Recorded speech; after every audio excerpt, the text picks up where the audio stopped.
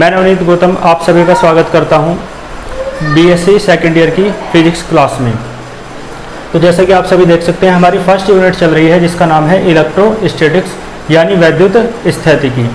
और इस यूनिट में मैंने कल लास्ट क्लास में आपको इलेक्ट्रिक फील्ड क्या होता है, इलेक्ट्रिक फील्ड इंटेंसिटी क्या होती है वो करा दिया था। आइए इलेक्ट्रिक फील्ड इंटेंसिटी का डेरिवेशन आज करेंगे due to a point charge यानी बिंदु आवेश के कारण वैद्युत क्षेत्र की तीव्रता। तो देखो वहाँ तक आपने बहुत अच्छे से पढ़ लिया होगा इलेक्ट्रिक फील्ड इंटेंसिटी, ठीक है। इलेक्ट्रिक फील्ड इंटेंसिटी या इलेक्ट्रिक फील्ड स्ट्रेंथ भी कहते हैं, मैंने बताया था आपको कि इलेक्ट्रिक फील्ड स्ट्रेंथ या इलेक्ट्रिक फील्ड इंटेंसिटी या इंटेंसिटी ऑफ इलेक्ट्रिक फील्ड बात एक ही है ना। तो electric field intensity due to a point charge, कैसा चार्ज है? पॉइंट चार्ज है, अर्थात आवेश कैसा है? बिंदु आवेश है, ठीक है। तो इसकी हिंदी हो जाएगी बिंदु आवेश के कारण वैद्युत क्षेत्र की तीव्रता। तो देखो सबसे पहले डायग्राम ड्रॉ कर लेते हैं। कोई एक आवेश है, ठीक है, जिसका नाम ये है आपका बिंदु आवेश, और इस आवेश से स्मॉल आर डिस्टेंस पर मान लो बिंदु जो आवेश है पॉइंट चार्ज है वो इस कैपिटल ए पॉइंट पर रखा है। तो इससे स्मॉल आर डिस्टेंस पर कोई पॉइंट पी है जहाँ पर एक टेस्ट चार्ज रखेंगे, ठीक है। टेस्ट चार्ज आप जानते हैं, मैंने बताया था परीक्षण आवेश जिसका अपना कोई इलेक्ट्रिक फील्ड या वैद्युत क्षेत्र नहीं होता है और उसका प्रयोग किया जाता है इलेक्ट्रिक फील्ड इंटेंसिटी या कोई भी फिजिकल क्वांटिटी जो इलेक्ट्रिक फील्ड से रिलेटेड हो उसे फाइंड करने में, है ना, उसके डिटर्मिनेशन में काम आता है, उसके टेस्टिंग में काम आता है, इसलिए उसे टेस्ट चार्ज कहा जाता है। तो ये टेस्ट चार्ज जो है आपका वो क्यू नोट से डिनोट करते हैं परीक्षण आवेश। और मान लो ये पॉइंट पी है at which we will find out the intensity of electric field, जिस पर हमें वैद्युत क्षेत्र की तीव्रता ज्ञात करनी है। तो देखो ये प्लस और ये भी प्लस, तो आप जानते हैं same charges repel to each other, जो समान आवेश होते हैं वो एक दूसरे पर प्रतिकर्षण बल लगाते हैं। तो जो बल है वो बाहर की दिशा में लगेगा यानी the direction of force is outwards. Vector F because F is vector quantity, बल क्या है? सदिश राशि है। बात क्लियर है? आर डिस्टेंस आपकी यहाँ तक हो जाएगी और ये पॉइंट आपका ए है, इस तरीके से। बात समझ में आ रही है? तो ये है आपका टेस्ट चार्ज, ठीक है। तो डायग्राम में आपको कोई प्रॉब्लम नहीं होगी, इसका डेरिवेशन अब हमें करना है, ठीक है। तो देखो सबसे पहले डायग्राम के बारे में आप लैंग्वेज लिख लेंगे लेट अस कंसिडर अर्थात माना, है ना। लेट अस कंसिडर क्या होता है? माना। तो देखो एक बार हिंदी में सुन लीजिए। माना कोई बिंदु आवेश क्यू है जिससे स्मॉल आर दूरी पर कोई बिंदु पी है जिस पर हमें वैद्युत क्षेत्र की तीव्रता ज्ञात करनी है। बिंदु पी पर एक धन परीक्षण आवेश क्यू नोट रखा गया है। क्लियर है? यही बात आपको इंग्लिश में कहनी है। तो let us consider a point charge small Q, है ना, इज प्लेस्ड माने रखा है at point capital A. Clear है? तो देखो let P be the point, P is the point at distance small R from point A at which we will find out the intensity of electric field. Clear है? Language इतनी और इतनी जो sentence है वो सब ग्रामर आप जानते होंगे, तो हिंदी मीडियम में जो अब तक पढ़ रहे थे वो भी समझ रहे होंगे, है ना। तो let P be the point at distance small R from the point A at which we will find out the intensity of electric field. Clear है? इतनी सब बातें लिखनी है। और फिर देखो इन दोनों के बीच जो लगने वाला फोर्स है, बल है, उसकी बात कर लेते हैं ना। देन इलेक्ट्रोस्टैटिक फोर्स, इन दोनों के बीच जो फोर्स लगेगा वो इलेक्ट्रोस्टैटिक फोर्स होगा यानी वैद्युत बल। तो देन इलेक्ट्रोस्टैटिक फोर्स, क्योंकि आप जानते होंगे किन्हीं दो आवेशों के बीच लगने वाले बल को वैद्युत बल कहा जाता है, यानी the force applied between any two charges is known as electrostatic force. 12th class में आप पढ़ चुके हैं। तो इस मैंने बताया था इलेक्ट्रोस्टैटिक्स जो है आपका वो फर्स्ट यूनिट जो है आपकी, मतलब फर्स्ट चैप्टर जो है 12th का, जिसका नाम है इलेक्ट्रिक चार्ज एंड फील्ड्स, वैद्युत क्षेत्र, वैद्युत आवेश तथा वैद्युत क्षेत्र। वो जो चैप्टर है उसे जरूर, है ना, उसके नोट्स आप अपने पास रखें, वहाँ से आपको बहुत हेल्प मिलेगी इस यूनिट में। ठीक है, जैसे कि सारी चीज़ें बेसिक यहाँ बताई नहीं जा सकती, हालांकि मैं समझा रहा हूँ लेकिन सिलेबस में नहीं है। जैसे कि आप देखेंगे बीएससी फर्स्ट ईयर की जो इलेक्ट्रोस्टैटिक्स है वो कूलम्ब्स लॉ से स्टार्ट होती है, कूलम्ब के नियम से। लेकिन आप देखेंगे जो 12th में है सारी बेसिक चीज़ें पढ़ाई जाती हैं। इलेक्ट्रिक चार्ज क्या होता है ना, और चार्ज के कितने टाइप होते हैं, कौन कौन से चार्जेस के बीच कौन कौन सा फोर्स वर्क करता है, सब बहुत विस्तार समझाता है। चार्ज की प्रॉपर्टीज समझाई जाती है, यानी आवेश के गुण है ना, आवेश का क्वांटीकरण यानी quantization of charge, conservation of charge, बहुत सारी चीज़ें पढ़ाई जाती है, मेथड ऑफ चार्जिंग, ठीक है ना। तो ये सब चीज़ें यहाँ बीएससी में नहीं है, सिर्फ कहाँ से स्टार्टिंग हुई, कूलम्ब्स लॉ से। तो इलेक्ट्रोस्टैटिक फोर्स समझ गए ना आप। The force applied between any two charges is known as electrostatic force, यानी किन्हीं दो आवेशों के बीच लगने वाले बल को वैद्युत बल कहते हैं। तो इन दोनों के बीच जो फोर्स लगेगा वो इलेक्ट्रोस्टैटिक फोर्स होगा। तो देन इलेक्ट्रोस्टैटिक फोर्स बिटवीन, है ना, चार्जेस, कौन कौन से चार्जेस के बीच, charges Q and Q naught. Clear है। देखो क्या हो जाएगा, according to Coulomb's law, Coulomb के लॉ के अकॉर्डिंग, है ना, तो मैं लिख देता हूँ according to Coulomb's law, according to Coulomb's law, ठीक है, कूलम्ब के नियम के अनुसार। चलो जी, तो देखो F बराबर क्या हो जाएगा, 1/4 पाई एप्सिलॉन नॉट। और ये भी मान सकते हो कि दोनों चार्जेस कहाँ रखे हैं, इन फ्री स्पेस और एयर और वैक्यूम में रखे हैं ना। तो ये लाइन भी आप लिख देना, both the charges are placed in free space और वैक्यूम और एयर, लैंग्वेज में ही है ना। दोनों आवेश कहाँ रखे हैं, निर्वातीय वायु में रखे हैं। तो देखो F बराबर क्या होता है कूलम्ब्स लॉ, F बराबर Q, वो 1/4 pi epsilon not Q1 Q2 upon R square. लेकिन यहाँ Q1 नहीं आएगा क्योंकि Q1 के प्लेस पे Q है और Q2 के प्लेस पे यहाँ क्या है, Q नॉट। बात समझ में आ रही है आपको। तो ये आ गया। अब देखो करना क्या है, F बराबर ये आ गया ना आपका। तो एक काम करो, इसे इक्वेशन फर्स्ट लिख लो। हमें निकालना है इलेक्ट्रिक फील्ड इंटेंसिटी।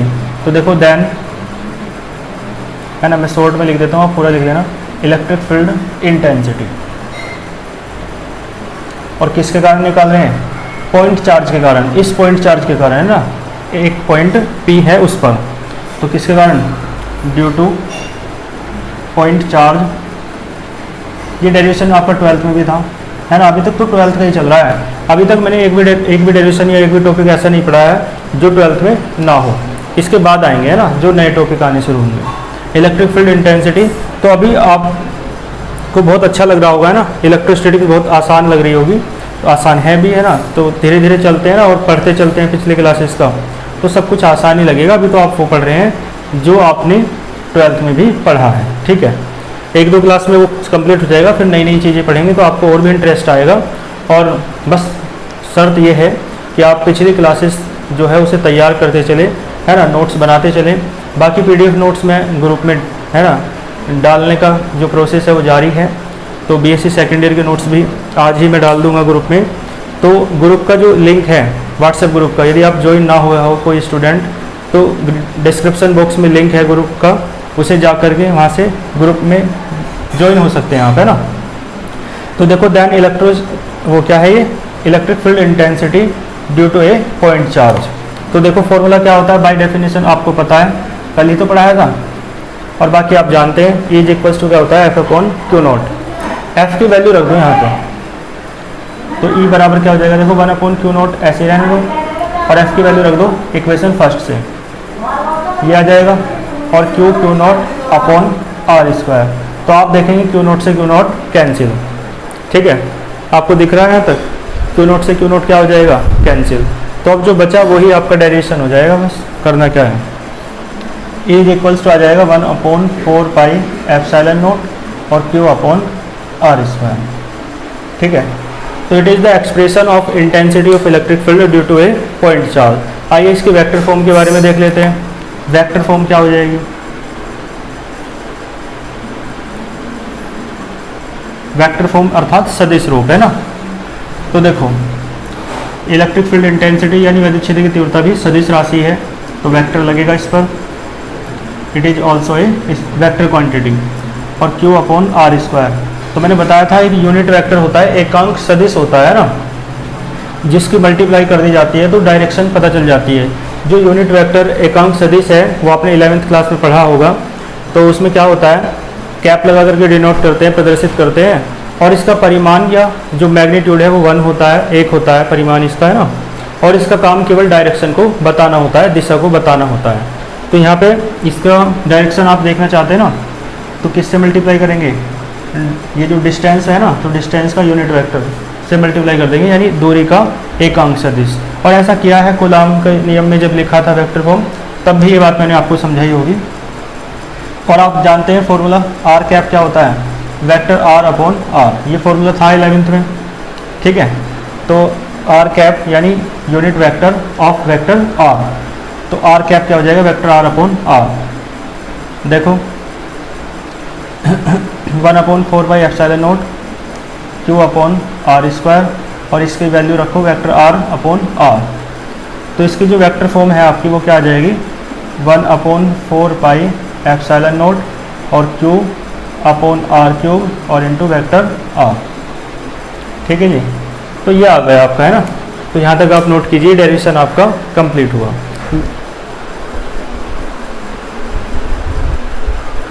ठीक है, तो आइए लेते हैं नेक्स्ट टॉपिक।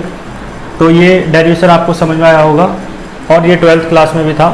देखो नेक्स्ट टॉपिक जो है इलेक्ट्रोस्टैटिक पोटेंशियल की ओर चलते हैं ना, इलेक्ट्रोस्टैटिक पोटेंशियल, और इसे इंग्लिश में तो इलेक्ट्रोस्टैटिक पोटेंशियल कहते हैं और हिंदी में इसे कहते हैं वैद्युत विभव, है ना, इलेक्ट्रोस्टैटिक पोटेंशियल। तो अभी तक आपके याद आ गया होगा, जो दोनों मीडियम के स्टूडेंट्स हैं, तो इसे हिंदी में क्या कहेंगे, वैद्युत विभव, ठीक है। तो वैद्युत विभव क्या होता है, इलेक्ट्रोस्टैटिक पोटेंशियल क्या होता है, इसका फॉर्मूला है ना, बताओ क्या होता है, फॉर्मूला याद आ रहा है आपके। तो फॉर्मूला है, देखो पहले इसे डिनोट किससे करते हैं, प्रदर्शित करते हैं, इसे कैपिटल V से डिनोट करते हैं ना, और इसका फॉर्मूला होता है W/Q0। क्या फॉर्मूला है, W/Q0। तो देखो W जो होता है ना, ये होता है वर्क डन, है ना, यानी कार्य, और Q0 आप जानते हैं टेस्ट चार्ज है, यानी कि परीक्षण आवेश है। तो देखो मैं हिंदी मीडियम तक से जो अब तक पढ़े हैं स्टूडेंट्स, उनसे एक बात कहना चाहता हूँ कि जो वर्ड आप एक बार सुन लिया करें, है ना, कि ये इंग्लिश में इसे ये कहते हैं, उसे आप नोट कर लिया करें अलग को, और उसे लर्न कर लिया करें, ठीक है। जैसे कि मैंने कहा टेस्ट चार्ज, तो आपको बताया था मैंने कि परीक्षण आवेश होता है, तो मुझे बार बार थोड़ा मेहनत करने से बच जाऊँगा, टेस्ट चार्ज ही कहूँगा तो भी आप लोग समझ जाएंगे, ठीक है ना। तो परीक्षण आवेश यानी टेस्ट चार्ज, और वर्क डन यानी कि किया गया कार्य, ठीक है। और इलेक्ट्रोस्टैटिक पोटेंशियल यानी वैद्युत विभव। तो देखो वैद्युत विभव क्या होता है, एक बार मैं हिंदी में बता देता हूँ। मैंने बता रखा है डेफिनेशन बनाने के लिए नीचे वाली क्वांटिटी को, है ना, 1 मान लिया जाता है। तो यदि Q0 1 कूलाम हो जाए तो V किसके बराबर आ जाएगा, W के। V किसके बराबर आएगा जी, W के। तो इसका मतलब है जो इलेक्ट्रोस्टैटिक पोटेंशियल है ना, यानी वैद्युत विभव है, वो कुछ अलग नहीं है, बल्कि वो वर्क डन ही है, किया गया कार्य ही है ना, कार्य ही है वो, बल्कि, ठीक है। लेकिन कौन सा कार्य है, जो 1 कूलाम के चार्ज को इन्फिनिटी से, अनंत से वैद्युत क्षेत्र में, इलेक्ट्रिक फील्ड में किसी पॉइंट तक लाने में किया जाता है, उस कार्य के बराबर कौन होता है, वैद्युत विभव होता है, ठीक है। तो देखो मैं एक बार इसकी डेफिनेशन लिख देता हूँ, बात समझिए। देखो हिंदी में एक बार मैं बोल देता हूँ, है ना। कुछ स्टूडेंट ऐसे भी होंगे जो अब भी हिंदी मीडियम में पढ़ रहे होंगे, तो उन्हें मैं बोल के बता देता हूँ, वो अपने नोट्स तैयार करते चलें, ठीक है। देखो इसकी हिंदी में परिभाषा क्या हो जाएगी, इसकी हिंदी में परिभाषा हो जाएगी आपकी एकांक आवेश को, है ना, एकांक आवेश को, क्योंकि एकांक आवेश यानी 1 कूलाम चार्ज का जो है ना, 1 कूलाम का जो चार्ज है यानी आवेश है, एकांक आवेश को अनंत से वैद्युत क्षेत्र में स्थित किसी बिंदु तक लाने में किया गया कार्य ही वैद्युत विभव कहलाता है। इसे कैपिटल V से प्रदर्शित करते हैं। तो देखो यानी एकांक आवेश को कहाँ से, अनंत से कहाँ तक लाना है, वैद्युत क्षेत्र में स्थित किसी बिंदु तक लाना है, और उसमें जो कार्य किया जाएगा उसे ही वैद्युत विभव कहा जाएगा। तो देखो, और देखो सुनो ध्यान से, इंग्लिश में बता देता हूँ।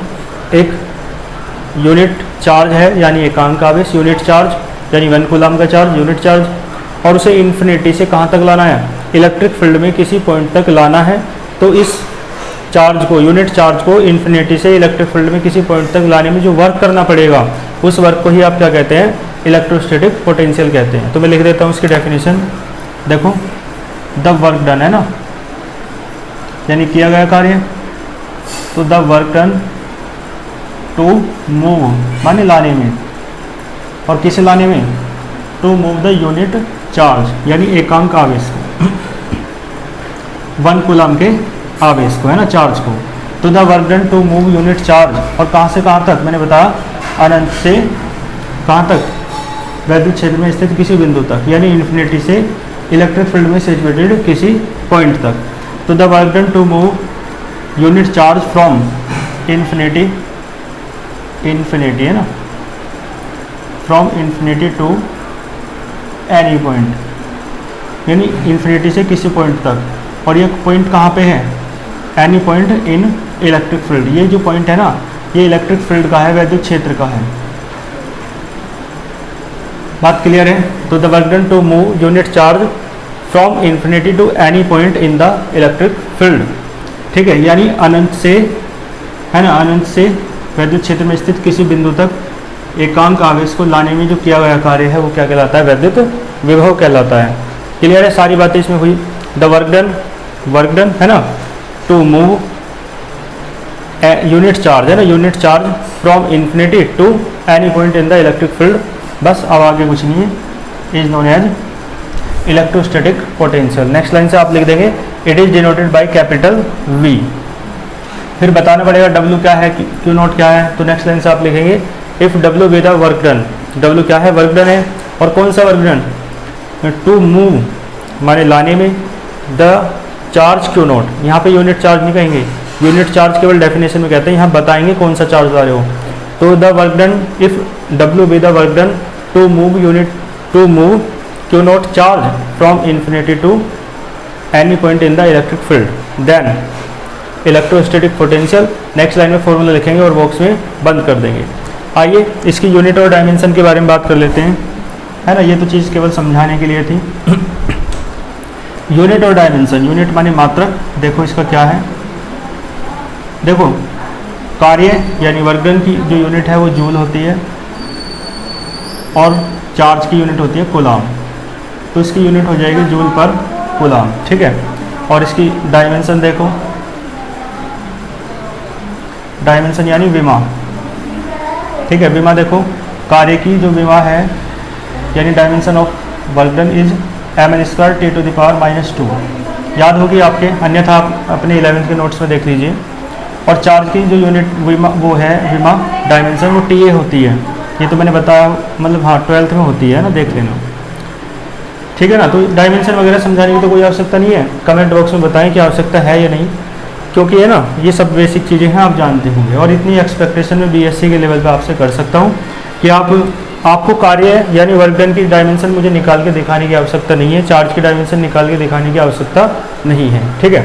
यस और नो बताना मुझे, ठीक है, क्योंकि मुझे नहीं पता, ऑनलाइन क्लास में पता नहीं चल पाता कौन स्टूडेंट है ना किस स्तर का है, वो कितना समझता है ना, उसके 11th 12th की चीज़ें लिंक हो रही है या नहीं हो। 11th की ये सब बातें आप समझ लेंगे कि वर्क की डायमेंशन क्या होती है, mn² T⁻², और जो चार्ज है आपका उसकी डायमेंशन होती है TA। क्लियर है, तो आइए देख लेते हैं इसकी डायमेंशन क्या निकल के आएगी। देखो ml² है ना, और T⁻1 है, ऊपर -2 है, तो ये आ जाएगी -3, और A⁻⁻1। तो यूनिट ये जूल पर कूलम, डायमेंशन ये आपकी हो जाएगी ml² T⁻3 A⁻1। यहाँ तक समझ में आ रहा है आपको। तो यूनिट और डायमेंशन और इसकी डेफिनेशन मैंने आपको बता दी है। ये था इलेक्ट्रोस्टैटिक पोटेंशियल अर्थात वैद्युत विभव। कर लेंगे ना इसे। और हाँ, एक बात और लिख लेना, it is a scalar quantity. ये कैसी क्वांटिटी है? स्केलर क्वांटिटी है ना, यानी वैद्युत क्या बोलेंगे स्केलर क्वांटिटी को? अदिश राशि है ना। वैद्युत विभव एक अदिश राशि है। कर लेंगे ना। चलो नेक्स्ट हेडिंग डालें, फिर इस वीडियो को पोस्ट करके आप नोट कर लेना। इलेक्ट्रोस्टैटिक पोटेंशियल का डेरिवेशन करेंगे और किसके कारण? एक पॉइंट चार्ज के कारण। जैसे कि अभी आपने इंटेंसिटी ऑफ इलेक्ट्रिक फील्ड का डेरिवेशन किया था, किसके कारण? Due to a point charge के कारण, है ना। तो अभी तक आपका सारा 12th का ही चल रहा है, बस आप है ना अच्छे से करते रहिए और फिर बहुत अच्छे से यदि आप इन्हें तैयार कर लेंगे ये भी आते हैं, ऐसा नहीं है कि नहीं आते हैं, आते हैं बीएससी में भी, है ना। Electrostatic potential due to a point charge. Point charge का मीन्स क्या हुआ, ठीक है, पॉइंट चार्ज का मीन्स यानी बिंदु आवेश के कारण वैद्युत विभव आपको निकालना है, ठीक है जी। Electrostatic potential due to a point charge, देखो ध्यान दो, इसका डायग्राम भी बनाएंगे। तो एक पॉइंट चार्ज है और उससे स्मॉल आर डिस्टेंस पर, ठीक है जी, स्मॉल आर डिस्टेंस पर क्या है, एक पॉइंट ए मान लो, है ना, या इसे ए मान लो, इसे भी मान लो, ऐसे कर लो, है ना, ठीक। और देखो पॉइंट पी पर एक टेस्ट चार्ज रखा है क्यू नॉट, क्लियर है। और ये डिस्टेंस जो है पॉइंट बी की, वो जो है आपकी कितनी है, स्मॉल आर, और ये जो डिस्टेंस है पॉइंट पी की, इसे मानो आप स्मॉल एक्स, ठीक है। डायग्राम समझ में आ रहा है आपको।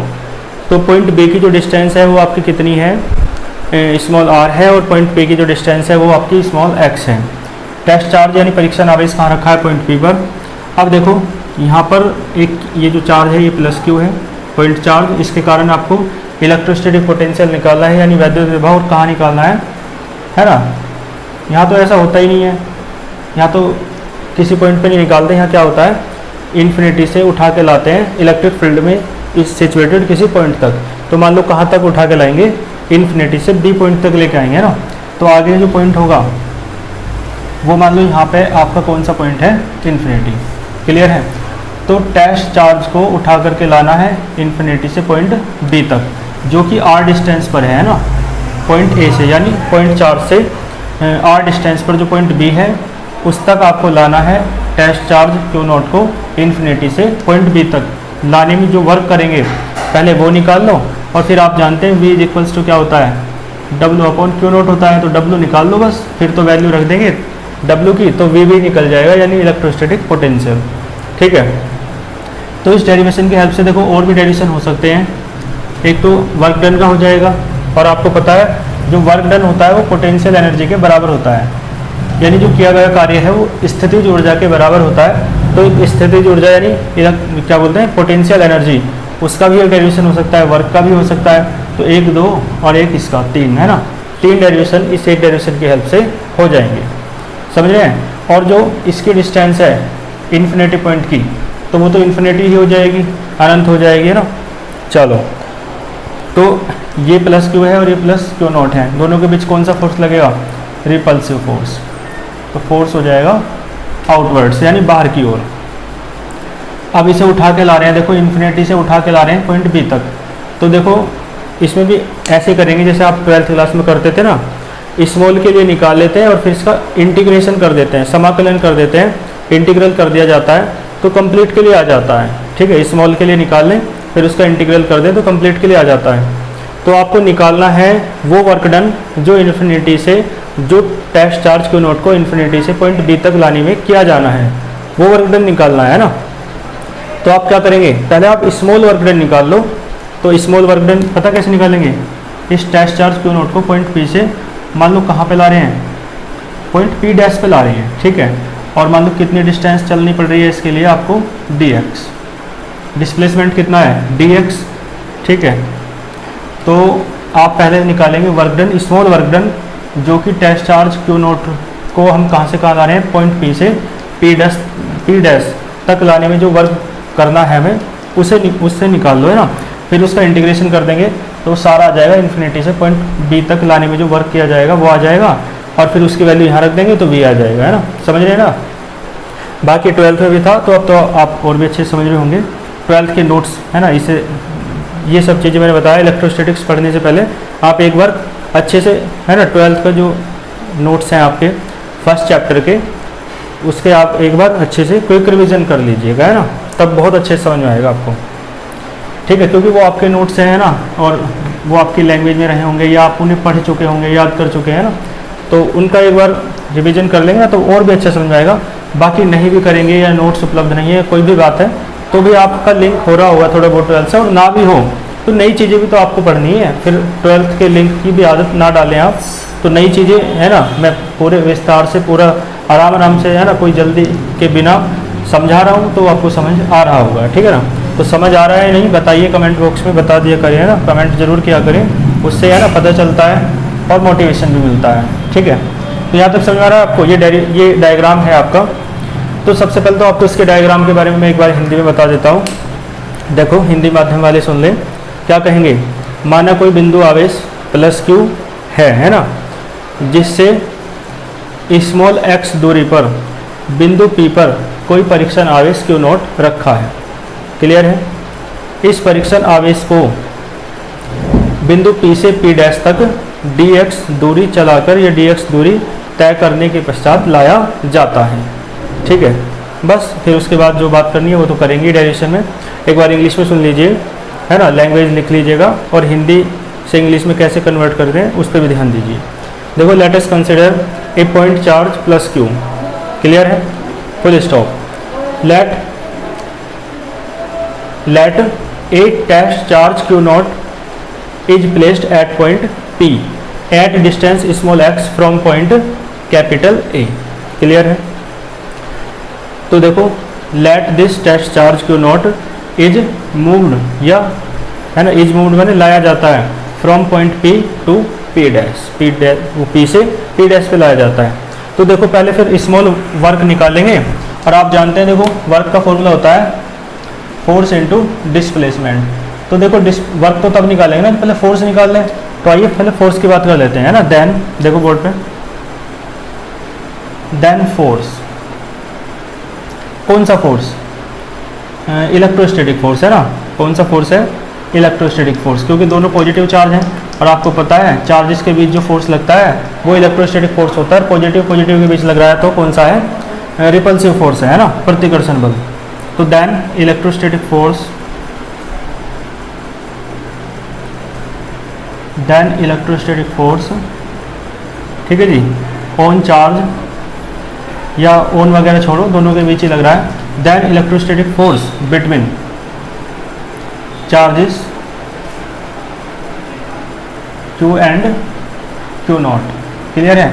और किसके अनुसार, अकॉर्डिंग टू कूलाम, ठीक है जी, कूलाम के अकॉर्डिंग देखना है। तो कूलाम के अकॉर्डिंग इलेक्ट्रोस्टैटिक फोर्स जो है Q और Q नॉट के बीच वो कितना हो जाएगा, आप जानते हैं F इज इक्वल्स टू, और ये लाइन लिख देना कि दोनों पॉइंट चार्ज कहाँ रखे हैं, फ्री स्पेस या एयर में रखे हैं। तो ये बात लिख देना, point charge and test charge is placed in free space और एयर, उसी लैंग्वेज में।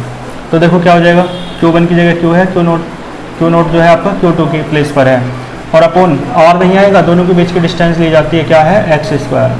Equation first. बात समझ आ रही है। अब फोर्स निकाल दिया तो वर्क डन निकालो स्मॉल वाला, मैंने बताया पहले स्मॉल वर्क डन निकालेंगे। और तो देखो then work done to move, आप ला रहे हैं किसे, टेस्ट चार्ज को, मूव टेस्ट चार्ज, ठीक है। Then work done to move test charge, और टेस्ट चार्ज को कहाँ से कहाँ तक ला रहे हैं, from point P to P dash, from P to P dash. तो देखो स्मॉल डिस्टेंस तो कवर करा रहे हैं dx, तो इसका सीधा सा मतलब ये है स्मॉल डिस्टेंस कवर करा रहे हैं तो स्मॉल ही वर्क डन होगा। तो इस वर्क डन को dw से डिनोट करेंगे, और वर्क जानते हैं फोर्स इनटू डिस्प्लेसमेंट, और डिस्प्लेसमेंट जो है आपका dx है। और एक बात और देखें, फोर्स की डायरेक्शन उस तरफ है, डिस्प्लेसमेंट की डायरेक्शन इस तरफ है, तो डायरेक्शन अपोजिट होती है, तो क्या आएगा, डिस्प्लेसमेंट आप जानते हैं वेक्टर क्वांटिटी है तो माइनस आ जाएगा। क्लियर है।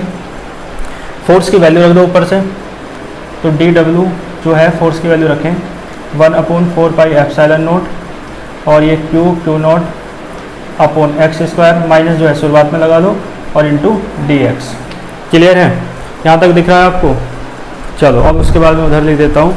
तो ये स्मॉल वर्क डन निकाल दिया आपने, जो आप कर रहे हैं टेस्ट चार्ज को पॉइंट P से P डैश तक लाने में जो वर्क कर रहे हैं वो स्मॉल वर्क निकाल दिया। और मैंने बताया स्मॉल वर्क का यदि इंटीग्रेशन कर देंगे, इंटीग्रल कर देंगे, समाकलन, तो वो वर्क आ जाएगा टोटल, जो इन्फिनिटी से पॉइंट B तक लाने में हमें करना है। और वो वर्क निकाल लो, फिर उसकी वैल्यू यहाँ रख देंगे तो पोटेंशियल निकल जाएगा। तो देखो देन वर्क डन, कौन सा वर्क डन, टू मूव यानी लाने में, किसे, टेस्ट चार्ज को, किसे ला रहे हैं, टेस्ट चार्ज को, यानी परीक्षण आवेश को। और कहाँ से कहाँ तक, from infinity to point B, है ना, अनंत से बिंदु बी तक, from infinity to point B. कोई दिक्कत तो नहीं है। चलो इसके बाद देखो मैंने बताया इंटीग्रेशन करना है, तो देखो दोनों तरफ का इंटीग्रल कर देंगे। और इंटीग्रेशन करेंगे तो ये डी है, डी यानी डिफरेंशिएशन, डिफरेंशियल, और डिफरेंशियल और इंटीग्रल दोनों एक दूसरे के अपोजिट होते हैं। So they will cancel out to each other, वे दोनों एक दूसरे को निरस्त कर देंगे, तो ये डब्ल्यू बच जाएगा केवल। या आप ऐसे देख सकते हैं ये स्मॉल डिस्टेंस कवर करने के लिए था तो स्मॉल वर्क था, और वो कंप्लीट डिस्टेंस कवर करें तो कंप्लीट वर्क डन है। और जो डी है वो स्मॉल को डिनोट करता है, प्रदर्शित करता है, तो डी अब नहीं आएगा क्योंकि वो कंप्लीट वर्क डन है। ठीक है, अब देखो इंटीग्रेशन करना पड़ेगा, मैंने बताया किसका, इधर का इंटीग्रेशन किया तो डी खत्म हो गया इंटीग्रल से, और ये एज इट इज रहेगा। तो ये क्या है, माइनस है जो है इसका बाहर लिख लो माइनस, और सारी वैल्यू लिखो 1/4 पाई एप्सिलॉन नोट और क्यू नोट अपॉन क्या है ये x square into D x. लेकिन आप देखो पहले डिस्टेंस, जब पॉइंट चार्ज आपका, ये टेस्ट चार्ज आपका इन्फिनिटी पर था, तो पहले डिस्टेंस देखो यहाँ पे डी एक्स आ रहा है, इतना इंटीग्रल आप जानते होंगे 12th क्लास में, और अब भी आप मैथमेटिक्स पढ़ रहे हैं, और बीएससी सेकंड ईयर में भी, बीएससी फर्स्ट ईयर में भी आपने कैलकुलस पढ़ी है मैथमेटिक्स में, और बीएससी सेकंड ईयर में तो डिफरेंशियल इक्वेशन एक बुक है ना, हालांकि वो तो डिफरेंशियल से रिलेटेड है, ये इंटीग्रेशन वाली है ना, हाँ उसमें भी इंटीग्रल है, differential equation and integral transform, उस बुक का नाम है, बीएससी सेकंड ईयर की मैथ की सेकंड बुक है ना, उस बुक को आप बहुत अच्छे से तैयार कर लीजिएगा। तो देखो ध्यान से, तो डिफरेंशियल इंटीग्रल आपको बहुत अच्छे से आते होंगे। ये डी एक्स आ रहा है ना, तो जो डी एक्स है इसका मीन्स है लिमिट भी किसके लिए जाएगी, एक्स की ली जाएगी, है ना। तो लिमिट देखो एक्स यानी डिस्टेंस, एक्स क्या है डिस्टेंस, तो डिस्टेंस शुरुआत में कितनी थी, जब वो टेस्ट चार्ज कहाँ था, इन्फिनिटी पर था, तो डिस्टेंस कितनी थी, इन्फिनिटी। और अब वो पॉइंट बी पर आ जाएगा तो डिस्टेंस कितनी हो जाएगी, आर, तो लिमिट आ जाएगी यानी इन्फिनिटी टू स्मॉल आर। बात समझ में आई। चलो तो देखो माइनस कॉन्स्टेंट बाहर आ जाते हैं इंटीग्रेशन से, तो माइनस के 1/4 पाई एप्सिलॉन नोट और इंटू क्यू नोट भी बाहर आ जाएगा आपका, और ये बचेगा आपका माइनस तो ले लिया है ना, इन्फिनिटी टू स्मॉल आर, और ये बचेगा x⁻⁻2 और इंटू डी एक्स। ठीक है, ऊपर ले गए पावर माइनस की हो गई, तो देखो माइनस के 1/4 pi epsilon note Q note, और देखो इसका डायरेक्ट कर रहा हूँ मैं एक बार, मैं चलो यहाँ करके दिखा देता हूँ ना, x⁻⁻2 इंटू डी एक्स। आप जानते हैं फॉर्मूला होता है, देखो फॉर्मूला क्या है, चलो मैं पहले फॉर्मूला ही लिख देता हूँ, x⁻n dx। हालांकि ये चीज़ें अब समझाने की नहीं है, आप बहुत परफेक्ट हो चुके होंगे इंटीग्रेशन में, तो ये तो फॉर्मूला होता है। और फाइनाइट इंटीग्रल है जिसमें लिमिट रहती है, तो कांस्टेंट ऑफ इंटीग्रेशन नहीं जुड़ेगा। तो यहाँ पे देखो x⁻2 है इंटू डी एक्स, तो क्या आ जाएगा x⁻2 + 1/-2 + 1, तो देखो x⁻1/-1 यानी माइनस के 1/x। ये बात आप करना चाहते हैं तो साइड में लिख देना है ना, कैसे हुआ इंटीग्रेशन, तो मैं डायरेक्ट लिख देता हूँ माइनस के 1/x, और लिमिट है इन्फिनिटी टू आर। और ये वाली जो बातें हैं है ना, ये दो लाइन आप साइड में यहाँ लिख देना, ठीक है। बाकी नहीं तो कोई आवश्यकता भी नहीं है, अब तो आपका लेवल बहुत बड़ा हो चुका है। माइनस माइनस क्या हो जाएगा, माइनस बाहर आ जाएगा, माइनस माइनस प्लस हो जाएगा, तो W बराबर हो जाएगा 1/4 pi epsilon note Q note, और देखो लिमिट पुट करते हैं, x के प्लेस पर r पुट करेंगे, बीच में माइनस का साइन लेते हैं, ये माइनस तो बाहर आकर प्लस हो गया, बीच में माइनस का साइन लेते हैं, जो लिमिट रखते हैं, पहले अपर लिमिट रखते हैं, बीच में माइनस का साइन लेते हैं, फिर लोअर लिमिट रखते हैं। मुझे बताने की आवश्यकता नहीं है, आप परफेक्ट हैं इंटीग्रेशन में। और बाद में लोअर लिमिट, बीच में माइनस का साइन। तो 1/∞ क्या होता है आप जानते हैं, 1/∞ क्या होता है, 0 होता है, ठीक है। तो देखो 1/∞, ये सब चीज़ें जो मैं लिख रहा हूँ है ना, मैं बिल्कुल बेसिक तरीके से पढ़ा रहा हूँ, बाकी आप समझ रहे होंगे बहुत अच्छे से।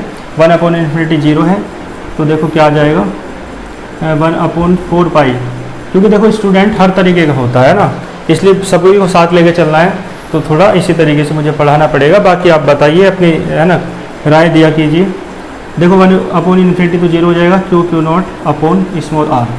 तो देखो वर्क डन का डेरिवेशन आ गया है नहीं, तो इस डेरिवेशन की हेल्प से मैंने बताया था 3 डेरिवेशन हो जाएंगे। एक तो वर्क डन का है, तो इसके नीचे लिख देना आप यानी ये क्या है, किए गए कार्य का व्यंजक है, तो इसके नीचे आप लिख सकते हैं it is the expression of work done to move test charge from infinity to any point in the electric field. Electric field में स्थित किसी बिंदु तक लाने में जो किया गया कार्य है उसका डेरिवेशन है, ठीक है। It is the expression, expression होता है फॉर्मूला, है ना, सूत्र, ठीक है। यहाँ पे कर देता हूँ मैं और